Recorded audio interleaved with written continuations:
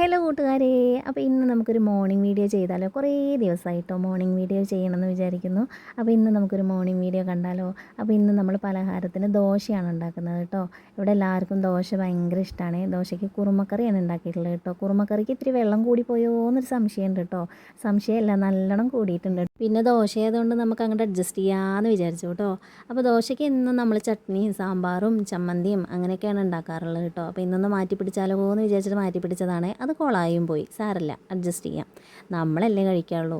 അപ്പോൾ പിന്നെ നമ്മൾ ദോശ പാരാൻ തുടങ്ങി കേട്ടോ. മൂത്ത മോൻ കുളിക്കാൻ കയറിയിട്ടുണ്ട് കേട്ടോ. അപ്പോൾ അവന് നേരത്തെ പോകണം, അവന് ട്യൂഷൻ ഉള്ളതാണ്. അപ്പോൾ അവന് 7:30 ആകുമ്പോഴേക്ക് ട്യൂഷൻ ക്ലാസ്സിലേക്ക് എത്തണം. അപ്പോൾ അവനുള്ള ദോശയാണ് ഉണ്ടാക്കിക്കൊണ്ടിരിക്കുന്നത് കേട്ടോ. ഇവിടെ എപ്പോഴും സുടുസുടാ ദോശയാണ് കേട്ടോ. എല്ലാവർക്കും നല്ല ചൂടോടക്കനെ കഴിക്കണം. അപ്പോൾ ഇങ്ങനെ പോകുന്നവർക്ക് ഇങ്ങനെ ചുട്ടുകൊടുക്കുകയാണ് ചെയ്യാറ് കേട്ടോ. അപ്പോൾ ബുദ്ധിമുട്ടുള്ള കാര്യം തന്നെയാണ്, എന്നാലും ഞാൻ അങ്ങനെയാണ് ചെയ്യാറ്. കാരണം ചൂടിൽ ഉണ്ടാക്കി കൊടുക്കുകയാണെന്നുണ്ടെങ്കിൽ പിള്ളേർ കഴിക്കും കേട്ടോ.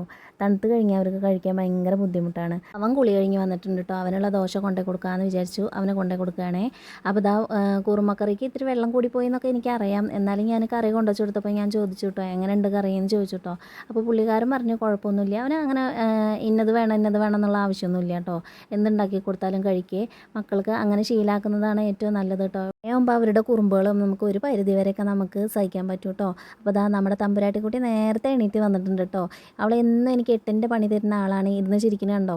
അവളെ എണീക്കല്ലേ എന്ന് വിചാരിച്ചിട്ട് ഞാൻ എങ്ങനെ എണീറ്റ് പോകുന്നല്ലോ അവൾ എൻ്റെ പിന്നാലെ പോന്നിട്ടുണ്ടാവും കേട്ടോ. അത് ഈ ചെറിയ മക്കളൊക്കെ അങ്ങനെ തന്നെയാണ്. നമുക്ക് രാവിലെ 8ൻ്റെ പണി തരാൻ വേണ്ടിയിട്ട് ഇരിക്കുന്ന ആൾക്കാരാണ് അവർ. അപ്പോൾ ഞാൻ അവളെ എണീറ്റ് വന്നപ്പോൾ ചിത്രത്തിൽ കുറച്ച് ദോശപ്പൊട്ട് അങ്ങനെ ഇട്ട് കൊടുത്തു കേട്ടോ. അവളതിങ്ങനെ കുറച്ചൊക്കെ എടുത്തിട്ട് കഴിക്കുന്നുണ്ട്, കുറച്ചൊക്കെ എടുത്തിട്ട് അങ്ങോട്ടും ഇങ്ങോട്ടും എറിയുന്നുണ്ട്. എന്തായാലും കുറച്ച് നേരം അതിലിരുന്നോളും. അപ്പോൾ ഞാൻ ചെറിയ മോന് കുളിയൊക്കെ കഴിഞ്ഞ് വന്നപ്പോൾ അവനുള്ള ചായ കൊണ്ടുവച്ച് കൊടുത്തു കേട്ടോ. അപ്പോൾ ചായ കൊണ്ടുവച്ച് കൊടുത്തപ്പോൾ കറി എങ്ങനെ ഉണ്ടെന്ന് ചോദിച്ചപ്പോൾ പുള്ളിക്കാരനൊന്നും മിണ്ടിയില്ല കേട്ടോ. കാരണം ഭക്ഷണ കാര്യത്തിൽ ഞങ്ങൾ അത്ര താല്പര്യകക്ഷിയല്ല. ശരീരം കണ്ടാൽ തന്നെ മനസ്സിലാവുന്നുണ്ടല്ലോ. അപ്പോൾ പുള്ളിക്കാരൻ എങ്ങനെയൊക്കെയോ അത് കഴിച്ച് അങ്ങനെ എണീറ്റ് പോയി കേട്ടോ. അപ്പോൾ അവൻ്റെ കഴിക്കൽ കഴിഞ്ഞപ്പോൾ ഞാൻ ചെറിയ ആൾക്കും ഫുഡ് കൊടുത്തു. അവളുടെയും കഴിഞ്ഞപ്പോൾ ഞാൻ കഴിക്കാനിരുന്നു കേട്ടോ. അപ്പോൾ ദോശയുള്ള ദിവസങ്ങളിൽ ഞാൻ നേരത്തെ ചൂടോടക്കണത്തിന് ദോശ കഴിക്കാറുണ്ട്. ഏട്ടനെ കാത്തിരിക്കാറില്ല കേട്ടോ. ഏട്ടൻ വരാൻ വഴുകുന്നും പറഞ്ഞപ്പോൾ ഞാൻ വേഗം ദോശയൊക്കെ ഉണ്ടാക്കിയിട്ട് കഴിച്ചുവേ. ഏട്ടന് അപ്പോൾ വന്ന സമയത്ത് പറന്നു കൊടുക്കാമെന്നും വിചാരിച്ചു. അപ്പോൾ ഇതൊക്കെയാണ് നമ്മുടെ വീട്ടിലെ രാവിലത്തെ ഒരു യുദ്ധം എന്നൊക്കെ പറയുന്നത്. അപ്പോൾ സ്കൂളിൽ പോണ പിള്ളേരുള്ള എല്ലാ വീടുകളിലും ഇതൊക്കെ തന്നെയാവും അവസ്ഥ അല്ലേ. അപ്പോൾ വീഡിയോ നിങ്ങൾക്ക് ഇഷ്ടപ്പെടുകയാണെന്നുണ്ടെങ്കിൽ തീർച്ചയായും സപ്പോർട്ട് ചെയ്യുക. ഓക്കെ, ടാറ്റാ.